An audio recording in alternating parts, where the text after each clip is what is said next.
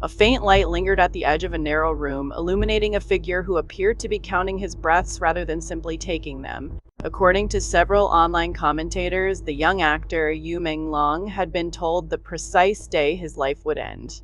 Whether these claims reflect a verified sequence of events remains contested, but the narrative described by multiple sources paints a portrait of a man living under the psychological weight of an unavoidable countdown. Each night, as the clock advanced toward another hour, he reportedly faced the growing sense that time itself had become a silent instrument of intimidation. Observers have suggested that the atmosphere surrounding his final days resembled a landscape where fear overshadowed reason, where the familiar glow of the entertainment world dimmed beneath the suspicion of unseen forces.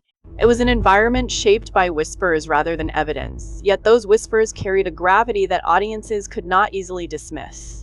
The story described a young artist who was not merely struggling with career stagnation, but with the emotional toll of feeling watched, pressured, and isolated by circumstances he could not publicly articulate. Discussions within online communities frequently identify Yu Menglong as an actor with significant unrealized potential. Various commentators claim that during his 12 years at Tianyu, he encountered repeated obstacles that prevented him from rising to mainstream recognition. Instead of receiving strategic support, he was allegedly confronted with patterns of online hostility triggered at moments when his projects began drawing positive attention. These patterns, described by individuals who claim to have insider knowledge, raise questions about whether his career challenges reflected mismanagement, intentional suppression, or a broader structural issue within the industry. The narrative intensified when commentator Elsie Maisi and D. Erdi Ogog Diagogjin presented what he stated were new revelations, allegedly sourced from an anonymous insider. This source claimed that before his death, the actor had been informed of a predetermined timeline, transforming his final period into a psychological ordeal. These statements remain unverified, yet they contribute to the broader perception that his final days were marked by a sense of dread. The insider's account asserted that a final directive had been issued from an unspecified authority, setting into motion a sequence of events that reportedly left him with no path of escape. The emotional core of this chapter does not lie in the sensationalism of the claims, but in the portrait of a man navigating profound loneliness.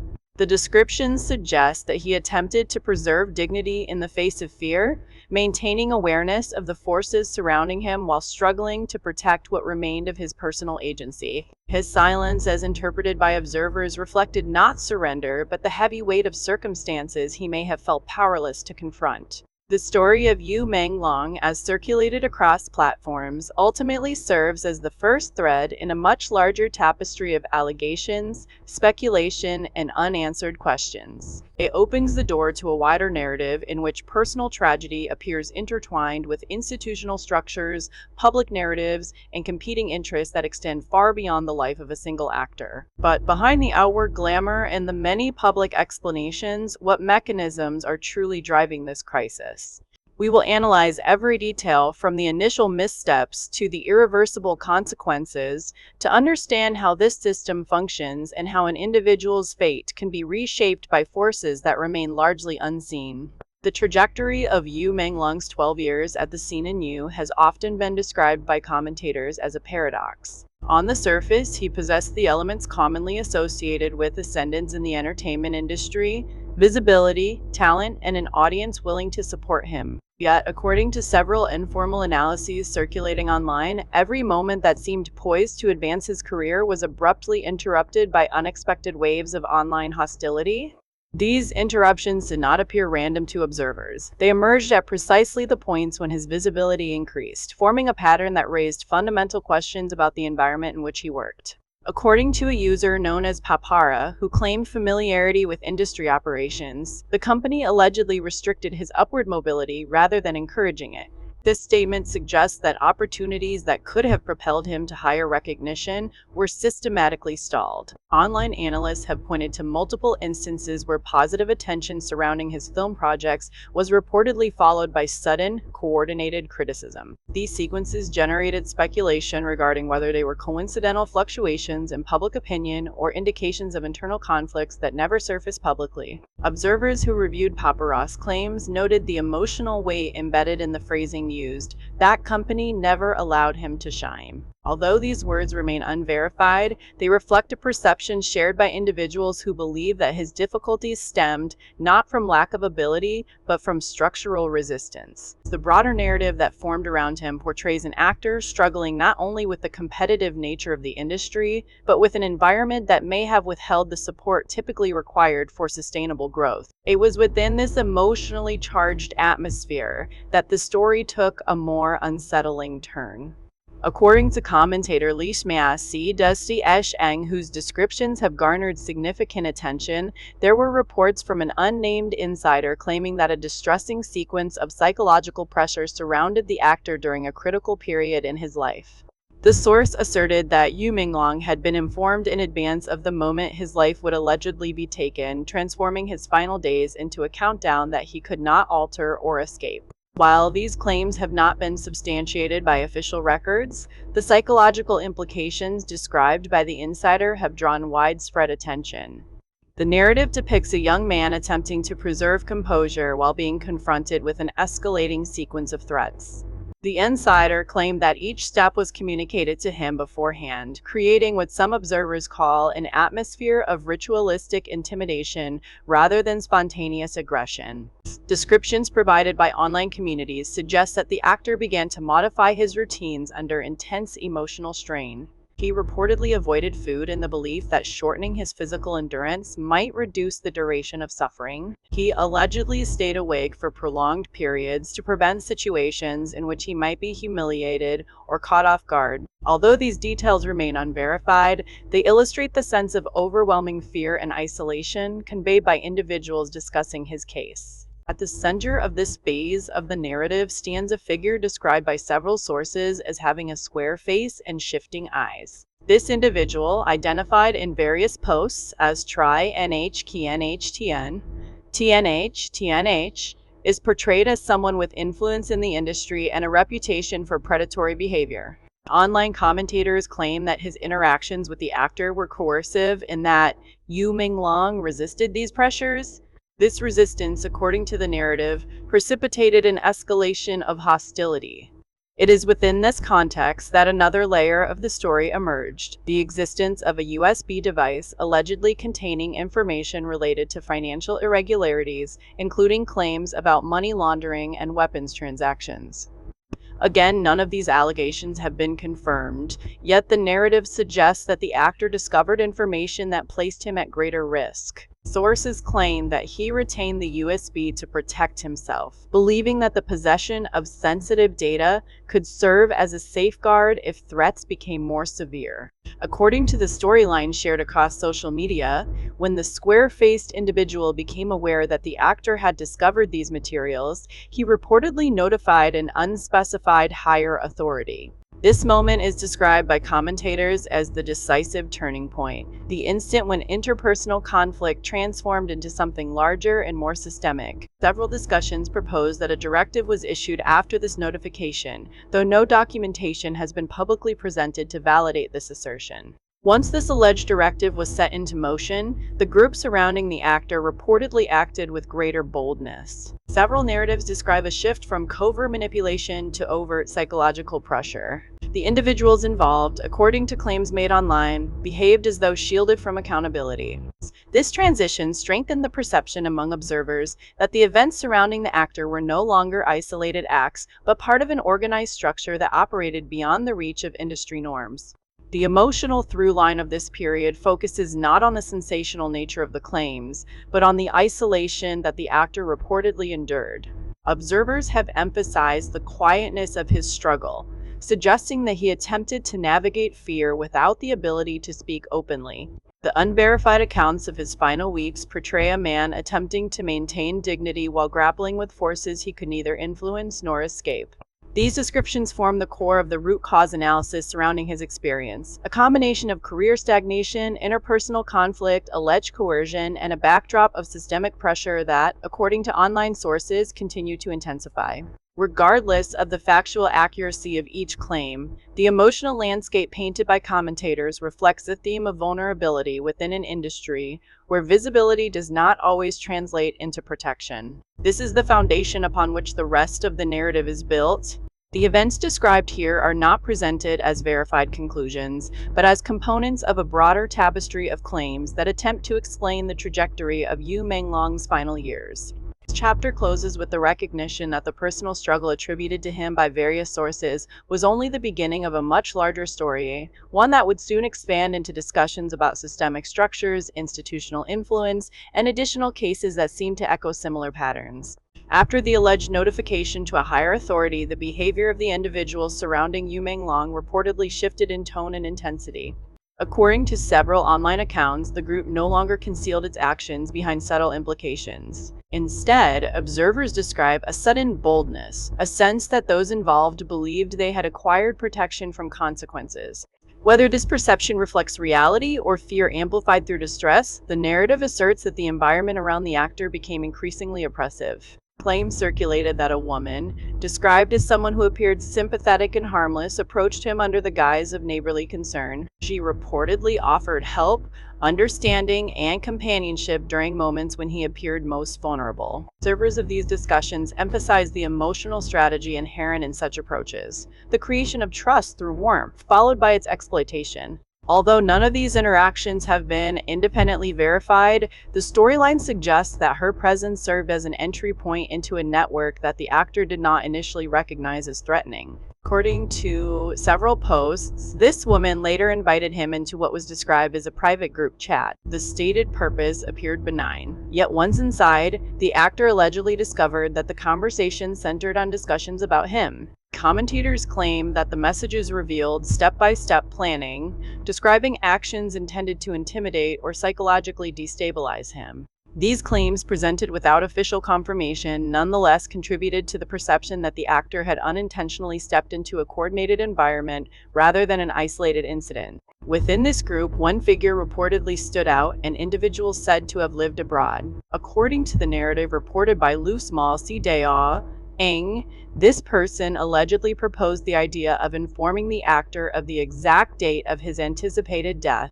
Commentators interpret this allegation as part of a broader theme of psychological pressure, in which anticipation itself becomes a mechanism of distress. The suggestion that someone would disclose such information in advance added to the intensity of public discussion, raising concerns about the emotional burden placed upon the actor, irrespective of whether these claims can be validated.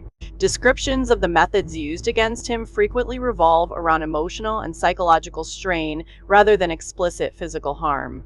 Some sources claim that intimidation tactics were delivered gradually, with each new development reinforcing a sense of helplessness. The portrayal offered by these commentators suggests that what he reportedly endured was less a single moment of confrontation and more a sustained pattern of pressure that blurred the boundaries between reality and threat. He was described as living in a state where every sound, every message, and every encounter carried potential implication. Observers have noted that the alleged actions extended beyond intimidation and took on the characteristics of what some describe as ritualistic behavior. This term appears frequently in discussions surrounding the case and is used to convey the structured nature of the pressure he reportedly faced. Instead of spontaneous acts, the narrative depicts a sequence with defined steps, each more severe than the last. Whether this reflects actual organization or a retrospective interpretation formed by those reconstructing the events, the cumulative effect remains the same, a sense that the situation had evolved into something systemic. The online discourse widened further when names linked to larger political families began to circulate. Claims emerged suggesting that individuals such as Kwang, also referred to as LT Min, and members of the Tianyu family might have held indirect roles. Additionally, a figure named Tianyu appeared in discussions with some commenters alleging distant ties to influential political leadership. These references, continuously repeated across various platforms, amplified speculation about the reach of the network allegedly involved. However, it is important to note that these connections remain speculative and have not been supported by verifiable public documentation. Commentators highlighted patterns in the narrative surrounding both individuals, suggesting a resemblance in the psychological environments described, sudden emotional decline, unusual circumstances, and what some analysts interpret as an absence of transparency. The comparison deepened public concern and contributed to a belief that these events might reflect a broader pattern rather than isolated tragedies. The accumulation of allegations created an expanding media avalanche. Discussions proliferated across forums, social platforms, and commentary channels. Each retelling added new layers of interpretation, transforming the narrative into a complex web of claims, counterclaims, and unanswered questions. Although many details remain unverified, the emotional weight of the story resonated strongly with audiences, reflecting widespread concern about the pressures faced by individuals navigating the intersections of entertainment, influence, and power. Throughout these exchanges, commentators repeatedly emphasized the human toll at the heart of the narrative. Beneath the structural speculation and political references, the story continued to center on a young man who reportedly faced escalating psychological burdens. His silence, described as both protective and forced, became a symbol of vulnerability within an environment perceived to be shaped by forces beyond the reach of ordinary public scrutiny. As this chapter draws to a close, the narrative suggests that what happened to him may not have been an isolated case. Instead, it appears to form the second arc of a larger sequence, one that soon intersects with the story of another prominent figure whose experience echoes similar concerns. It is within this context that the focus shifts toward Coco Lee, whose final years became the subject of intense public debate, further expanding the scope of allegations and deepening questions about systemic pressures within the entertainment world. The narrative surrounding Yu Menglong had already introduced audiences to a deeply unsettling collection of claims. Yet, according to many discussions circulating online, his case was not the only one raising questions about the pressures faced by entertainers within a larger system.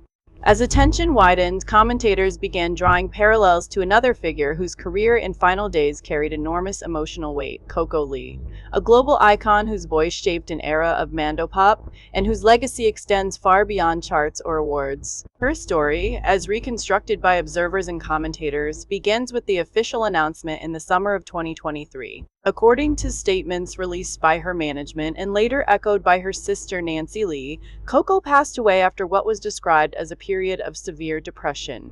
The public was informed that she had attempted to take her own life and had not recovered despite medical intervention. These details form the foundation of the formal narrative. However, shortly after the announcement, Nancy Lee shared additional information that introduced a new layer of complexity. According to her account, Coco had experienced episodes of vomiting before her collapse, symptoms that some audiences interpreted as resembling poisoning rather than emotional distress. This interpretation is speculative and remains unsupported by official medical documentation, yet its circulation contributed to widespread uncertainty. Additionally, observers noted Nancy's claim that the wounds on Coco's wrists appeared too superficial to be the primary cause of death. These remarks did not contradict the official conclusion, but hinted that the circumstances surrounding her final hours might have been more complicated than initially presented. Further discussions pointed to health challenges Coco had been managing for years. According to leaked audio recordings that quickly spread online, she spoke candidly about her struggle with depression, breast cancer treatment, and a leg injury that impaired her ability to stand without assistance. She reportedly described the immense emotional toll of these conditions and expressed frustration that some of her concerns had been dismissed by individuals she believed she could trust. In the recordings, she allegedly recalled efforts to ensure fairness and transparency within her professional environment, only to be told that certain topics were not permitted to be raised publicly. These remarks directed attention toward her involvement with The Voice of China, a major talent program produced by CMC and Star China Media. Commentators pointed to a series of events during her participation in 2022, particularly a duet performance with contestant Vitrij Ing Tri Rush Beijing. According to accounts shared by V. Sir Kaning after her passing, he and Coco had arranged for him to support her physically as she walked on stage due to her injury. However, he claimed that the production team changed his stage position at the last minute without explanation. As a result, Coco walked forward alone in high-heeled shoes approximately 7 inches tall, leading to her fall in front of a live audience. Observers found the details of this moment particularly distressing. Video footage shows her lying vulnerable under stage lights while individuals around her hesitated. Only Judge Liger Ng TNH and NHH approached her. Commentators later asserted that she was reprimanded backstage after the incident, a claim reportedly supported by leaked audio. Whether these interactions reflect a misunderstanding or deliberate hostility remains unresolved. But the emotional impact of the incident is frequently cited as a contributing factor to her psychological decline. The leaked recordings also referenced a moment in which Coco described being physically pulled off stage by an assistant director. This account, widely circulated but not verified through official channels, intensified speculation about the treatment she may have received behind the scenes. Observers highlighted her remarks about systemic unfairness within the show, alleging that certain outcomes had been predetermined and that her objections were dismissed or suppressed. As public attention converged on the Voice of China, analysts began examining the corporate ecosystem behind the program. CMC, one of the most influential cultural investment groups in China, held a major stake in Star China Media. Further discussions pointed to the involvement of Leaf Engaishi, Engay, described as a key figure within the group's cultural initiatives. Discussions surrounding these relationships remain speculative, yet their repeated appearance in public discourse illustrates a broader concern about the intersections of culture, finance, and political influence. Commentators suggested that The Voice of China was not merely a television program, but a cultural enterprise supported by significant financial resources. Publicly available reports show that its first season generated approximately 1.7 billion RMB in advertising revenue, with additional income from concerts, talent management, and spin-off activities. These figures contributed to the perception that substantial interests were associated with the show's success. It was within this complex environment that Coco's final years unfolded. Observers note that her courage in raising concerns about fairness within the industry resonated widely with audiences, but may also have placed her in a precarious position. Her leaked comments describing one director as the most difficult person she had encountered in 28 years suggested a profound sense of emotional exhaustion. Yet she also expressed faith that injustice would eventually be confronted, an expression that many viewers have since remembered with admiration and sadness. As the narrative around her life and death expanded, commentators began drawing parallels between her case and that of Yu Menglong, noting what they interpreted as recurring themes, psychological strain, struggles for fairness, and alleged conflicts with powerful structures. Whether these parallels reflect actual connections or arise from public attempts to make sense of tragedy, they contributed to a growing narrative that personal hardship within the entertainment industry may intersect with larger institutional dynamics. This chapter represents the emotional and narrative climax. Two individuals, both deeply admired, both facing immense internal pressure, and both becoming the focal points of intense public scrutiny after their passing. Their stories, as recounted by commentators and online sources, form parallel arcs that appear to intersect not through direct interaction, but through the structural forces said to surround them. As questions multiplied, observers began asking whether these tragedies revealed not isolated misfortunes, but symptoms of a broader system whose influence extended far beyond the immediate world of entertainment. It is this widening scope where individual suffering meets institutional power that sets the stage for the final chapter of this narrative, in which the conversation moves beyond artists and into the realm of censorship, digital surveillance, and the centralization of authority. As public discussion intensified, attention began shifting from individual tragedies toward broader structural questions. According to multiple commentary sources, a separate controversy erupted not within the entertainment industry, but within China's digital oversight framework. Reports circulated that the Cyberspace Administration of China had instructed Apple to remove two same-sex dating applications, Blued and Finca, from the domestic app store.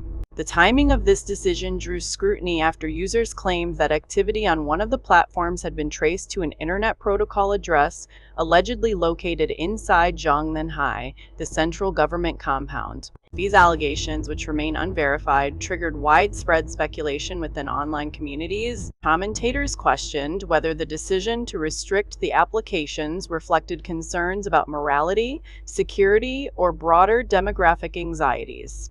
A number of analysts suggested that the government may have been responding to declining birth rates, interpreting the removal of the applications as part of a wider effort to influence cultural norms.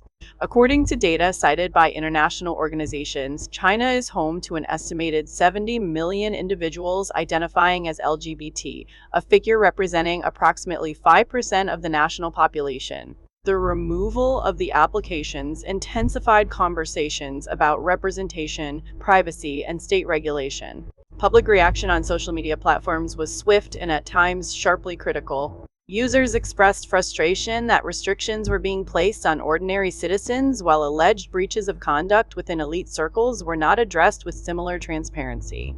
These statements, while speculative, highlighted a sentiment that accountability appeared unevenly distributed.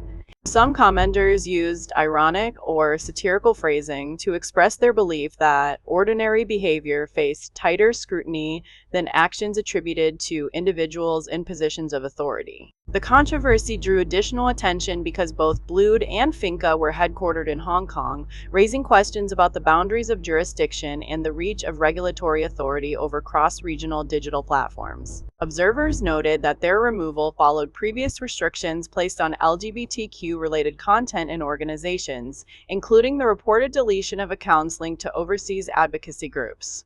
These developments contributed to the perception that digital spaces were becoming increasingly constrained. As these discussions expanded, commentators began connecting the digital restrictions to the earlier tragedies involving Yu Menglong and Coco Lee. Analysts argued that although the circumstances differed significantly, all three narratives reflected broader concerns about transparency, oversight, and the complexity of operating within systems shaped by concentrated influence. The emotional resonance of the two artists' stories intensified this connection, underscoring the human cost embedded within institutional dynamics. The combined weight of these conversations led many observers to suggest that the entertainment industry, digital platforms, and political structures were interlinked in ways that had not previously been visible to the public. The narrative constructed by online analysts described a landscape in which personal agency could be constrained by forces operating beyond the view of ordinary individuals. While these interpretations remain speculative, they form a framework through which some audiences have attempted to understand recent events. What remains clear is the profound emotional impact left by the stories of Yu Menglong and Coco Lee. Their experiences, as recounted by numerous sources, reflect themes of vulnerability, perseverance, and isolation within environments characterized by immense pressure. Their lives continue to evoke questions about how systems of power function and how individuals navigate those systems in pursuit of dignity and fairness. As this chapter concludes, the narrative circles back to the unresolved questions that animate all of these discussions. Analysts argue that many details remain unclear and that the full scope of the structural dynamics involved has yet to emerge. The public, having witnessed these overlapping controversies, remains attentive to new information that may reshape their understanding of these events. And according to several commentators, another revelation, one said to be even more destabilizing, is already approaching from within the political center of Beijing.